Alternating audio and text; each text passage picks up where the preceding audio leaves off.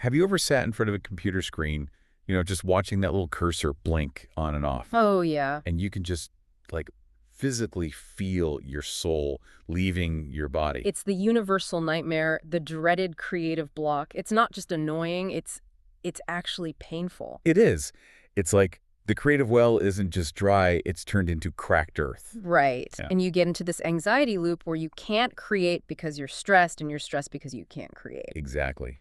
And that is precisely where we find our protagonist, Do-yoon, at the start of the story we're unpacking today. He's a best-selling author, so he's supposed to be at the top of his game. Supposed to be. Yeah. But when we meet him, he is just miserable. Holed up in his apartment, living off instant ramen and alcohol. And just spiraling because he cannot write the sequel to his hit novel. And his solution isn't, a fancy writer's retreat. No, not at all. It ends up being a local gym and a personal trainer who has way, way too much energy for a man nursing a hangover. Which is the last thing you want.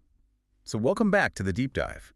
Today we're dissecting Never-Ending Story, a 2025 South Korean BL that's boys love web drama.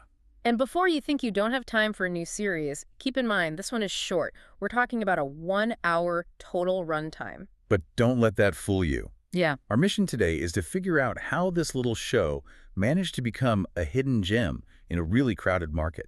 And also how it earned its studio the reputation for being the most improved. We're going to be looking at everything from, character psychology to the ethics of using your life as writing material. Yeah, and we've got to touch on the reviews, which call it both schmaltzy and, surprisingly, pretty deep.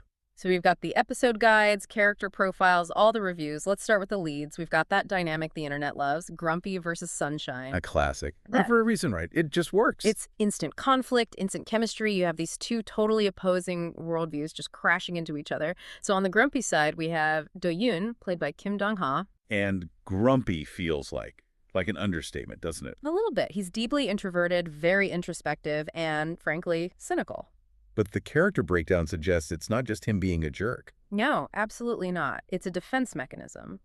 The sources are pretty clear that his behavior is a trauma response. He's being crippled by online criticism. Oh, doom scrolling. Exactly. He's reading comments, calling his work outdated and cliched. That's so relatable. You can get 1,000 positive comments, but your brain just latches onto that one person who calls you a hack. Right. And it creates the specific headspace where he's avoiding his editor, not because he's lazy, but because he's terrified he's washed up. It's a self-fulfilling prophecy. It is.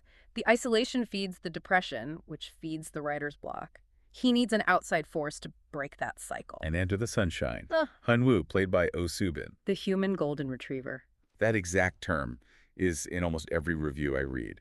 He's this personal trainer, dazzling smile, totally warm and extroverted. But is he really that simple? The notes say he starts in customer service mode. And that's a really key distinction. He's performing happiness because it's his job. He's trying to please everyone, sell gym memberships. Nobody's buying a membership from a guy who looks as miserable as Do-yoon. Exactly. So you have one guy performing cynicism to protect himself and the other performing joy to sell a product. They're both hiding. That's a great way to put it. And they clash immediately. There's a meet cute, or honestly more of a meet awkward. Yeah. Han-woo's on the street handing out gym flyers. He tries to give one to Do-yoon. And Do-yoon just blows right past him, completely ignores him. And I love this detail. Han-woo gets annoyed. It shows he's not just some smiling robot. He's frustrated. So he kind of forces the flyer on Do-yoon. Right. And Do-yoon takes it, not because he wants to get fit, but because he is desperate for any distraction from that blinking cursor. He just needs to get out of his own head. But here's the twist, right? When he finally drags himself to the gym, the whole power dynamic shifts. It totally flips, because it turns out Han-woo isn't just some random trainer. He knows exactly who Do-yoon is. And this is so crucial for the plot. He's a super fan of Do-yoon's original book. So think about what that does to Do-yoon's psychology. He's been reading all this anonymous online hate. And suddenly he's face to face with genuine, unfiltered admiration. It's the antidote to his insecurity.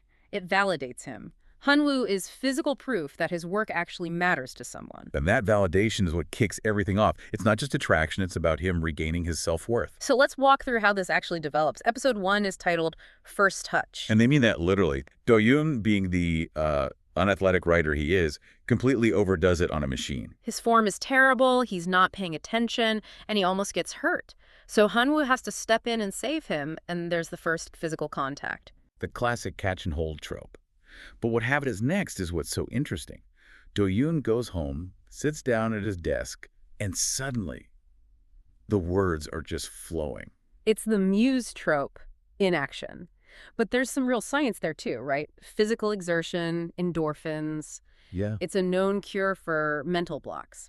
But for Do-yoon, he credits it all to Hanwoo. Hanwoo becomes the ink for his pen. So he goes back to the gym, not for the workout, but for the inspiration. The drug, yeah. And he's so desperate to see him that when he finally does, he just accidentally blurts out, "I missed you." Which is huge for a character who's supposed to be so reserved. He exposes his vulnerability way too early. It's a slip-up, but it sets the tone. Okay, so then they move outside the gym. We get what the episode guide calls the running date in episodes 2 and 3. And this is where we see the first little spark of conflict, jealousy. Ah, the second runner. Right. Do-yoon realizes there's another person in their dynamic, and he hates it. He wants exclusive time, which shows he's already in way too deep. It's getting domestic pretty fast. By episode 3, come in. Hanwoo is actually visiting Do-yoon's home. But there's a moment with a jerk friend that feels like a real turning point for Hanwoo. Yes. This is the pivot for his character. Remember, he's been the people pleaser up until now. The guy in customer service mode. But an acquaintance of his is rude to Do-yoon, sort of mocking him, and Hanwoo doesn't let it slide. The golden retriever bites back. Well, gently, but firmly. He drops that need to keep everyone happy, and he defends Do-yoon. It's the first time he prioritizes a person over the social vibe. I love that. It shifts the dynamic away from fan and idol. He's not just defending the author he loves. He's defending the man he cares about. Exactly. It levels the playing field. They're becoming equals. But then things get messy. Episode 4, fantasy. This is where the show gets surprisingly deep about the whole creative process. This is the thematic core. Right. Fact versus fiction. Do-yoon is writing the sequel, Neverending Story 2, but he's basically just transcribing his dates with Hanwoo. He's cannibalizing his own life for content. Right. And to protect himself, he tells Hanwoo, oh, it's just a story. Which is a massive defense mechanism. If it's just fiction, it can't hurt him. But it hurts Hanwoo, because for him, the feelings are very real. He feels like he's being used as, what, research? A prop? It's such a fascinating question for writers. We're always told to write what you know. But at what point does that become exploitative? It's the vampire theory of creativity. Do-yoon is feeding off their shared moments to sustain his career. And Hanwoo starts to realize that, and it creates this rift. Is Do-yoon in love with him, or just in love with the muse? Which leads right into episode 5. Do-yoon hits another block. He doesn't know how to end the book. Because he doesn't know how the relationship ends? He's written himself into a corner. Is Hanwoo his partner? Or just material? If he writes a happy ending, is he forcing reality? If he writes a sad one, is he dooming them? The stakes are suddenly so much higher than just finishing a chapter. Now, you mentioned this show is mostly a cozy, low-stakes comfort watch. But the finale, episode 6, True Love finale, apparently dials up the drama. It really does. It's a very distinct tone shift. After 5 episodes of these gentle, mindful interactions, we get high drama, a misunderstanding, a gossipy coworker. It sounds a little like the writers suddenly realized, oh shoot, we only have 10 minutes left, we need a climax. It is a little bit of that, which is common in these short web dramas. You need a catalyst to force a resolution. And this is where Hanwoo completes his arc, right? Absolutely. He goes from that eager beaver handing out flyers to this assertive man who knows what he wants. The sources call it a mic drop moment. A mic drop, that's high praise. He delivers these iconic lines to fight for the relationship. He takes control of the narrative, both literally and figuratively. He's not just the fan anymore, he's the hero. And speaking of payoffs, we have to talk about the intimacy. I know in BL you sometimes get that very chaste, dead fish kiss. True, and that can be really frustrating for viewers. And the early episodes were actually criticized for being too tame. People were asking where the heat was. But the finale apparently delivers a kiss that is described as passionate. So not a camera trick. No, and that matters. It proves the leads are comfortable with intimacy, and it serves as a reward for the viewer's patience. It validates the relationship as romantic and physical, not just a deep friendship.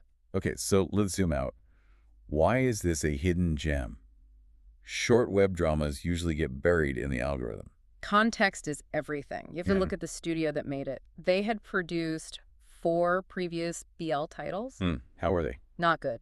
The sources use words like incoherent and Mhm. bad, so audience expectations for Neverending Story were like in the basement. Ah, the element of surprise. The bar was on the floor. Exactly. So this show is the most improved. The cinematography, the lighting, it was a massive step up. It looked polished. It defied all But expectations. it's not perfect. That word schmaltz keeps popping up. Oh, it's definitely cheesy. Let's be real. If you're looking for gritty realism, this is not it. It embraces the fluff. And the subtitles. The English subs apparently still need some work. You might find a few awkward phrases that take you out of the moment. But the vibe is the main selling point. One review said it's best enjoyed with a fleece blanket and chamomile tea. That sums it up perfectly. It's a comfort watch. It prioritizes these cozy interactions over everything else. It's low stress. The perfect antidote to a long week. You don't need a spreadsheet to keep track of the plot. And at its core, it's a story about creative restoration. I think that's the real takeaway.